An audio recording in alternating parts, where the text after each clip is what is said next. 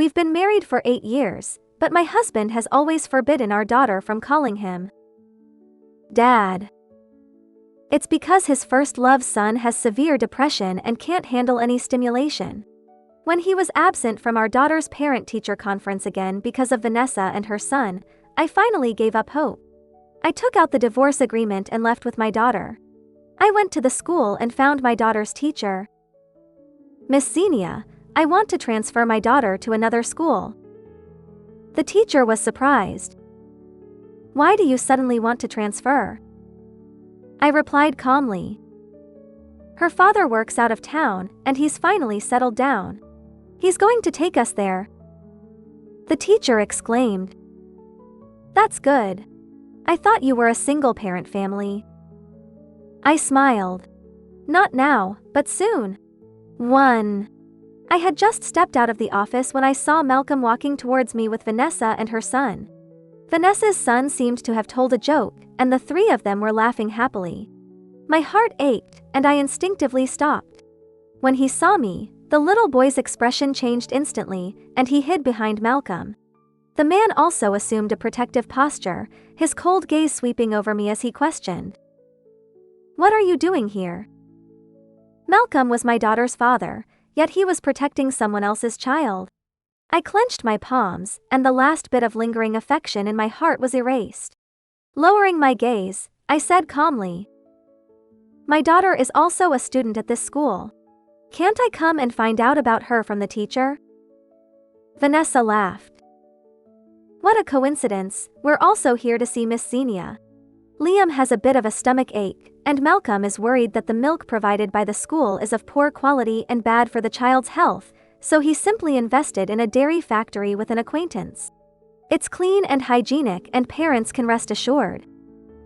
I pretended not to see the provocation in the woman's eyes, but my throat felt bitter. My daughter had multiple allergies since birth, and the food provided by the school cafeteria was very mixed. I was worried, so I asked the teacher several times, but Malcolm lectured me, saying, Teachers also have a difficult job. What do you mean by always bothering them? He wouldn't let me go to the teacher, so I could only tell my daughter to be extra careful. But children are young after all, and they can be careless sometimes. Seeing my daughter's arms covered in red rashes, my heart ached. It wasn't until later, when I got up early every day to prepare and bring her a lunchbox to school, that the situation improved. As for Malcolm, I originally thought he was sticking to his principles. After all, it wouldn't sound good to always use his connections. But Vanessa's words were like a slap in the face. It turned out that he wasn't unwilling to use his connections, he was just unwilling to use his connections for us, mother and daughter. I swallowed the words about my daughter transferring and said indifferently, Is that so? Congratulations. Then turned and left. When I returned to the classroom, my daughter had already packed her school bag and was standing at the door waiting for me. When she saw me, her eyes lit up, and she ran over excitedly, handing me her report card. Mom, I saw Dad just now. Is Dad going to come to my parent-teacher conference?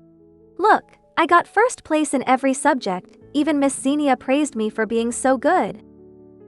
Looking at the excellent report card, my vision blurred.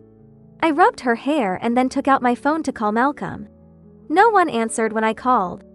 I called several more times before the phone was finally answered. Hello, what's up? The man's voice was cold. Under my daughter's expectant gaze, I said, Wendy got first place in the midterm exam. She hopes you can come to the parent-teacher conference. Malcolm was silent for a moment, then said, Okay, I got it. He hung up the phone in a hurry. But I didn't care, I was just overjoyed. I squatted down and told my daughter the good news. Dad agreed, he'll come to your parent-teacher conference. Really? My daughter jumped up like a happy little deer, raised her smiling face, and ran back to the classroom to wipe her desk and chair over and over again. Then she looked at me. Mom, lend me your phone. I handed her the phone, a little puzzled. What are you going to do? My daughter took to pictures of her seat and said seriously, I'm afraid Dad won't be able to find my seat, so I'll take a picture and send it to him so he won't get lost. 2. My daughter sent the photo with my phone. She must have been too happy because she couldn't help but send a voice message as well. Her voice was timid. Dad, this is my seat in the classroom. Don't get lost, okay? Hearing my daughter's timid, childish voice, my heart ached, and I reached out to ruffle her hair. I prayed in my heart that Malcolm wouldn't disappoint us, mother and daughter, this time. Other parents had started to arrive. My daughter clutched my clothes tightly, her eyes fixed on the direction of the stairs. But Malcolm never appeared. When Miss Xenia came over for the 3rd time to ask me if Wendy's father hadn't arrived yet, my daughter's tears could no longer be held back. She clutched my clothes and raised her pale little face. Mom, does Dad hate me? That's why he doesn't want to come to my parent-teacher conference? I hugged her tightly. No, it has nothing to do with Wendy, it's Dad's fault. Then I stood up and said to Miss Xenia, I'm sorry to keep you and the other parents waiting, I'll attend this parent-teacher conference. My daughter has always been well-behaved and has good grades, so the teachers liked her very much, so they didn't say much. As soon as the parent-teacher conference ended, I received a call from Malcolm. I was so angry. Just in time, I wanted to ask him clearly why he lied to my daughter since he couldn't attend the parent-teacher conference. Unexpectedly, as soon as I answered the phone, Malcolm's angry voice came through the receiver. Where is Wendy now?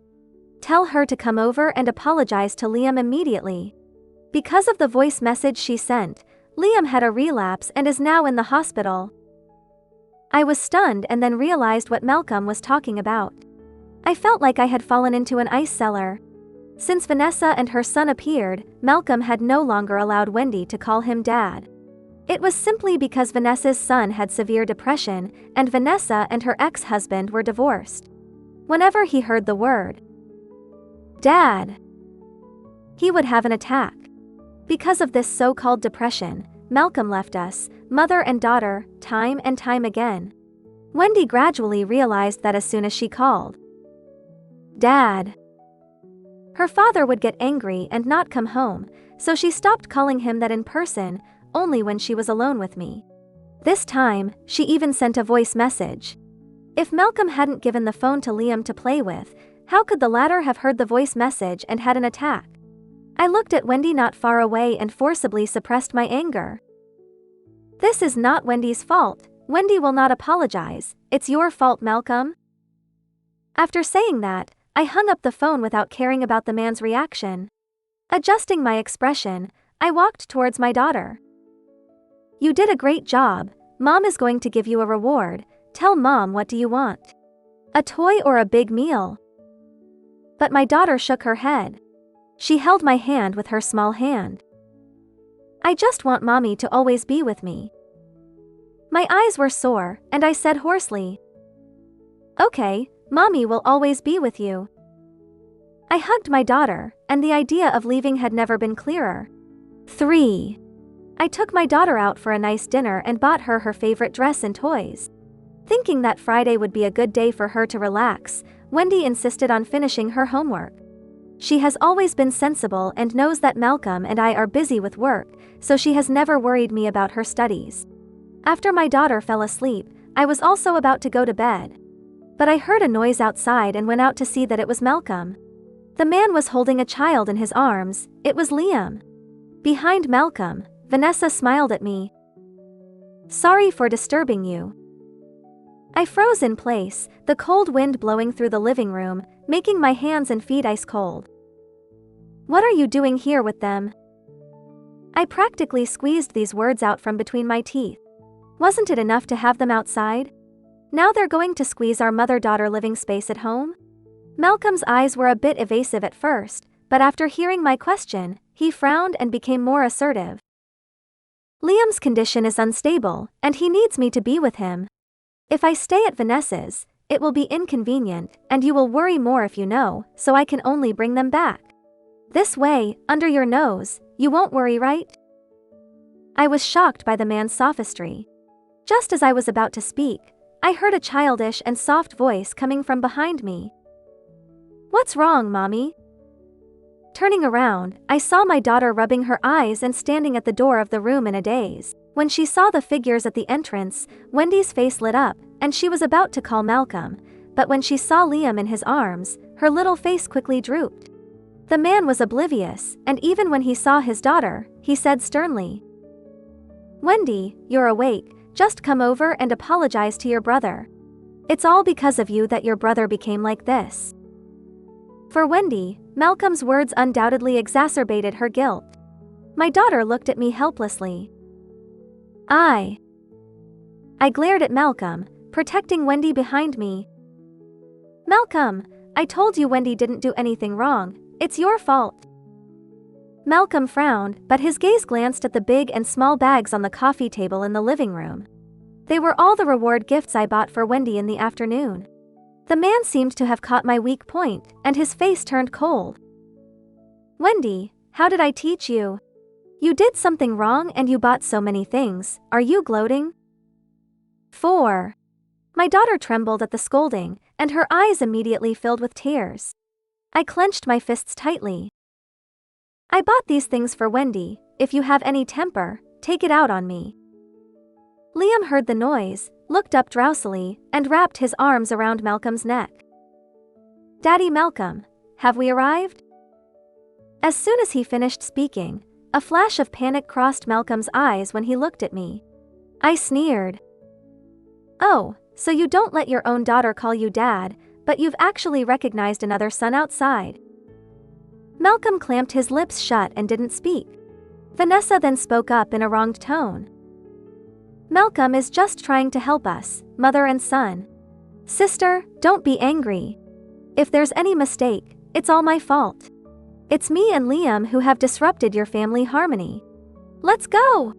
Liam, get down from Uncle Malcolm, and go with Mommy." Liam burst into tears. "No, I don't want to go woo-woo. I like Uncle Malcolm. I want to stay with Uncle Malcolm." Vanessa wiped her tears. "Why are you so disobedient, child? Just because Uncle Malcolm is good to us, you can't make Uncle Malcolm feel difficult." Then, she looked at Malcolm with deep sadness. "Malcolm, thank you for taking care of us during this time. We, mother and son, are very grateful. In the future, let's meet again if we have the chance." With that, she took Liam's hand and walked out. The man turned around and looked at me with disappointment. "Yara, you've changed." Before I could speak, he continued. "Let's separate for a while and calm down." I nodded and said, "Okay." Then picked up the document on the table. "This is the insurance policy I bought for Wendy. You sign it and then leave." Malcolm was busy chasing people and didn't look carefully at what the document was. He quickly signed his name on it. And I calmly watched everything. Until the door was closed, I squatted down as if I had collapsed. My daughter came over and hugged me. "Mom, are we not going to have a dad anymore?" 5. I held her back and closed my eyes. "Yes, we don't need him." I submitted the divorce agreement signed by both parties, and the cooling-off period was 30 days. During this time, I sold some of my belongings for cash. Then I applied to my company to transfer to a branch in another city. During this time, Malcolm never came back. I took the time to go to the city where I would be living in the future and helped my daughter complete the transfer procedures. For the last week, my daughter didn't go to school but studied at home. Wendy is always self-disciplined, so I wasn't worried. The day before we left, Wendy curled up in my arms, listening to me describe the city and the environment of another school. Wendy fell asleep while listening, and before falling asleep, she asked me drowsily, "Mom, should we say goodbye to Dad?" I knew that blood was thicker than water, and family ties were not so easily severed. After going there, I wouldn't be in frequent contact with Malcolm. It would be good to see him one last time. So I went to the bathroom and called Malcolm. This time it connected quickly. "I have something to tell you." Malcolm seemed a little surprised. "Coincidentally, I have something to tell you too. I've contacted a reputable psychiatrist, and I'm going to take Liam to see a doctor with Vanessa. It might take about 3 months. We'll be leaving tomorrow. Yara, are you listening? I took a deep breath and replied. Malcolm's tone softened. This is a rare opportunity, Yara. You've worked hard during this time. Take care of your daughter. By the way, what did you want to tell me? Nothing. I smiled. I wish you a pleasant journey. Then, I hung up the phone without hesitation. The next day, Wendy and I went to the airport on time. Most of our luggage had been mailed, and we only carried 2 small bags with us. Wendy seemed a little lost because she didn't get to see Malcolm one last time. I didn't know how to comfort her. I could only stay quietly by her side. The broadcast announced boarding, and I took Wendy's hand and walked towards the boarding gate, but a man's surprised voice came from behind. Yara, Wendy? Where are you going? I turned around and looked at the 3 people who looked like a family, my expression calm, and I said nothing. Vanessa smiled and said, Could it be that my sister heard that you were going to take Liam out to see a doctor, so she wanted to go with us? Malcolm frowned and looked at me disapprovingly. Didn't I tell you, it's only 3 months, if you take Wendy around like this, won't it delay her studies? Just as I was about to speak, my daughter suddenly spoke up. No, Uncle Malcolm, Mom and I are not going with you, we're just going on a trip. 6. I looked down at my daughter sharply. Her eyes were red, but she still held my hand tightly. Malcolm's expression froze for a moment when he heard Wendy's words. He asked in a daze. Wendy, what did you call me? Biting her lip, my daughter called out. Uncle Malcolm. Malcolm's face was full of disbelief. He blurted out. How can you call me uncle? I'm your dad. Malcolm. Vanessa interrupted him in time. The man froze, turned to look at Vanessa and Liam behind him, swallowed the rest of his words, turned his head, and dared not look at us. Wendy, you and your mother go on a trip and have fun. Dad, Uncle will come pick you up when you get back. I looked at Malcolm coldly and said nothing. He didn't know, there would be no next time. Disappointment was also full in my daughter's eyes. Holding my hand, she whispered. Mom, let's go. Okay. I turned around with my daughter and stepped into the boarding gate.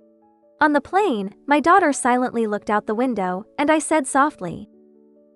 After a while, the plane will take off, and Wendy will fly into the clouds like a little fairy. Wendy turned around, a smile appeared on her small face, but tears flowed down her cheeks. Yeah! Mom is a little fairy too. I hugged her. Don't worry, Mom will always be with you. Because I had arranged everything in advance, we went straight to the new house after getting off the plane. Seeing the new room, my daughter's mood improved a lot. I coaxed her to sleep. You can go to a new school tomorrow and meet new friends. Wendy, forget all the unhappy things before.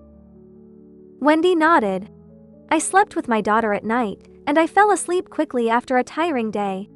The next day, after sending my daughter to school, I was about to report to the new company, but I swiped through Vanessa's new post on social media.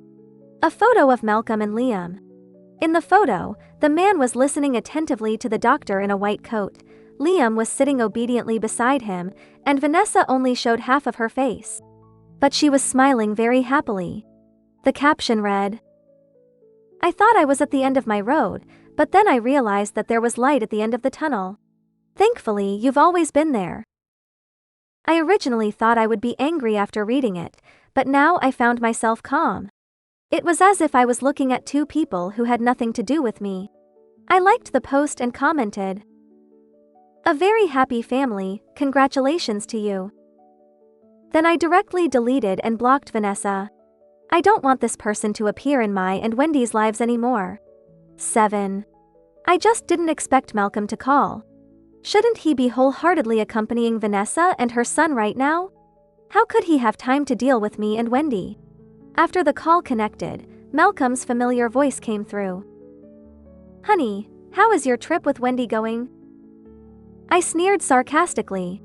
Even now, he thought we were on a trip and hadn't noticed anything unusual.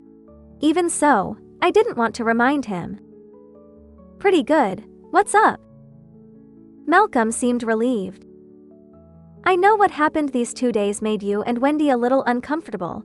Don't worry. When Liam's illness is cured and Vanessa won't be under so much pressure, I'll come back and accompany you wholeheartedly.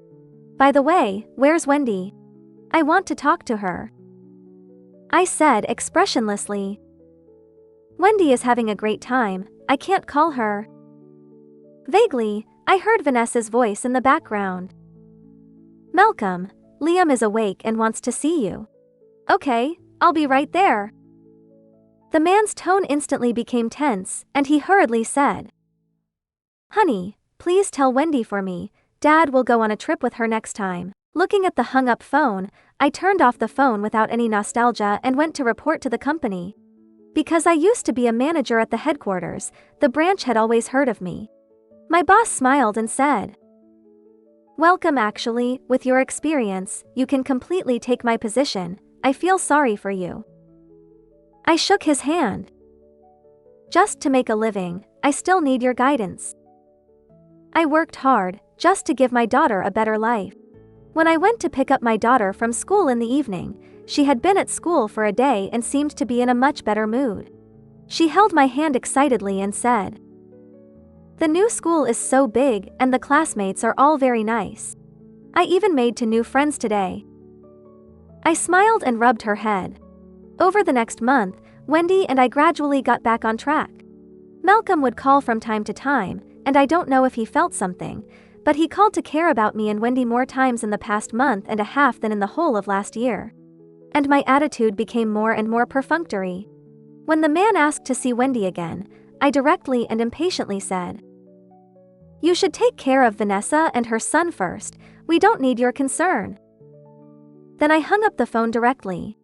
Malcolm was probably confused by my attitude, and he called again the next day excitedly saying, Honey, Liam's treatment is over. I can go back early. Oh. I looked at the project file in my hand and said absent-mindedly. The person on the other end of the phone was silent for a while. I casually said, Is there anything else? If not, I'll hang up. Wait, honey. Malcolm tentatively said in a cautious tone. My flight is tomorrow. Can you bring Wendy to pick me up? I said bluntly. If Wendy and I go to pick you up, we'll have to ask for leave, which will affect my work, and you can't always trouble the teacher, can you? 8. Malcolm was silent for a long time before he said hoarsely. Okay, I'll go back by myself. Is there anything you want to eat? I'll go back and cook it for you earlier. My assistant knocked on my door, whispering, The client is here. I waved to the other person to show that I understood, and then threw a sentence directly at Malcolm. Whatever, I'm busy. I'll hang up first. I didn't have time to care about Malcolm's psychology. I've tasted the bitterness I've suffered, and it's time for him to taste it too. The next day, I went out to dinner with the head of the client, and the conversation went very smoothly. Watching the other party sign the contract, I felt a sense of satisfaction I had never had before.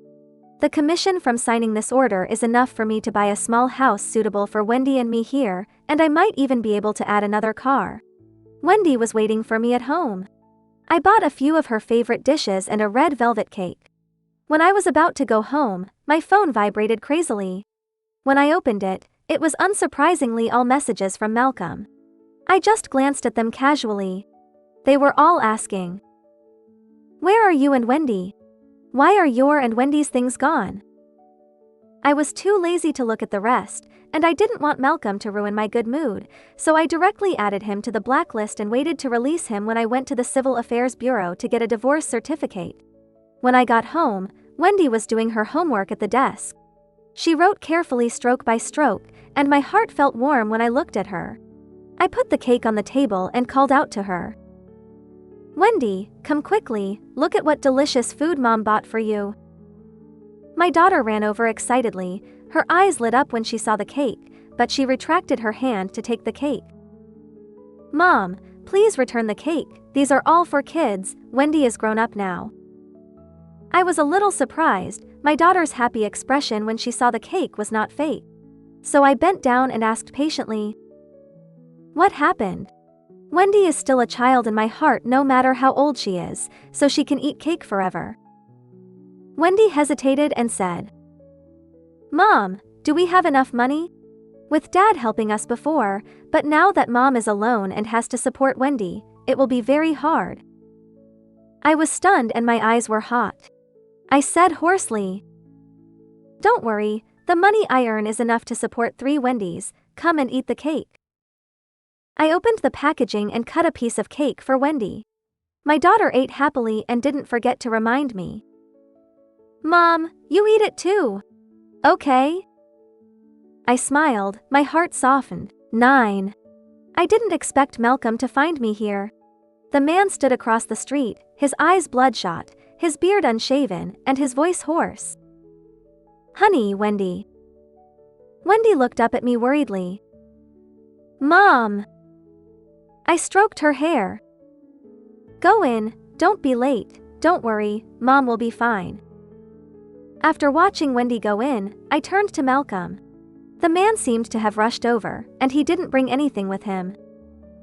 "Honey, I went to your company and HR said you resigned.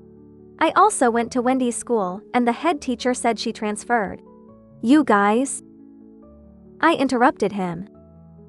"Mr. Malcolm, first of all, I'm not your wife anymore, we've both signed the divorce agreement, and there are only 2 days left for the divorce cooling off period.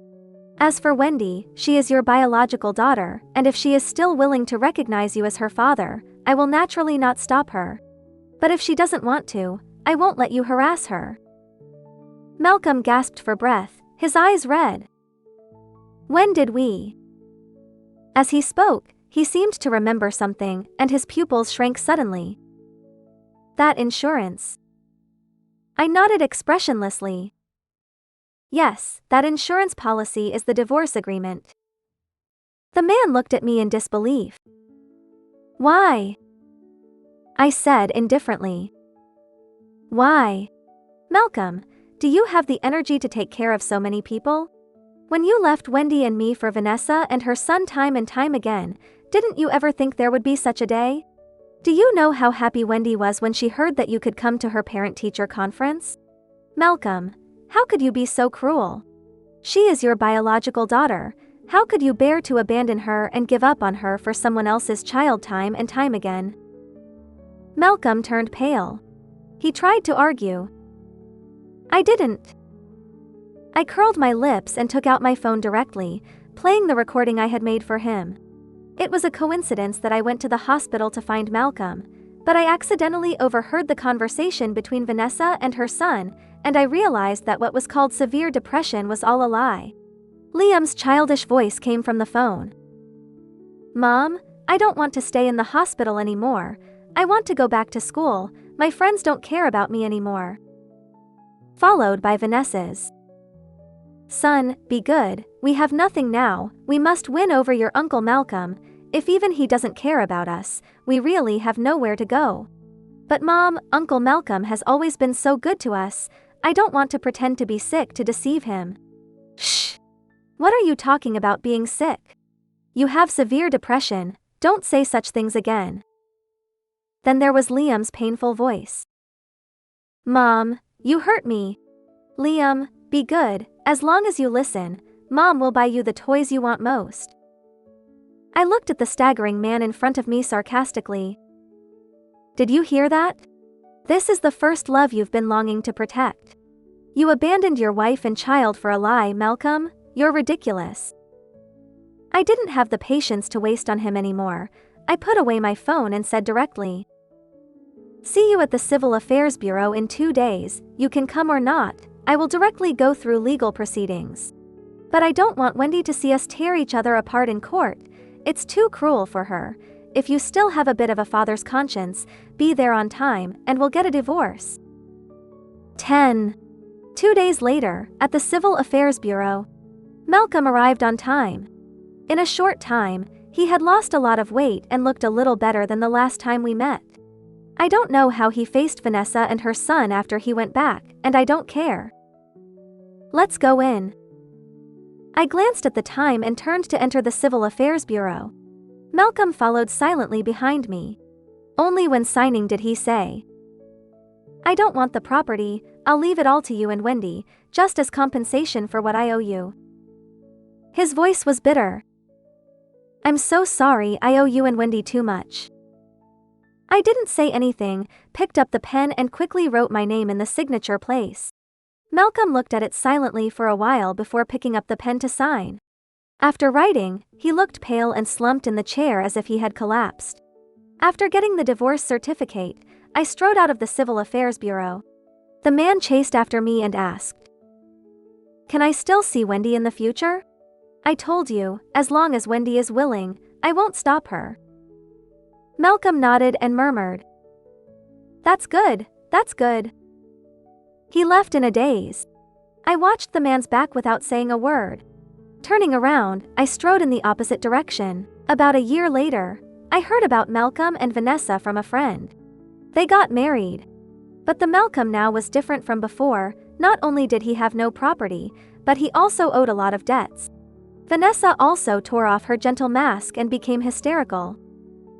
They fight every day, and I heard that Vanessa scolds Malcolm at home every day for being useless, and the two of them make a lot of noise, and the neighbors upstairs and downstairs have complained several times.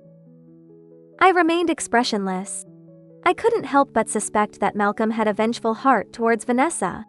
Otherwise, even if he left the house with nothing, it wouldn't be difficult for him to make a comeback with his ability. After a while, a friend suddenly called me gossiping. "Malcolm is in the hospital." I heard that Vanessa couldn't stand him drinking all day, so she impulsively stabbed him with a knife, and there was a lot of blood. Emergency and the police came.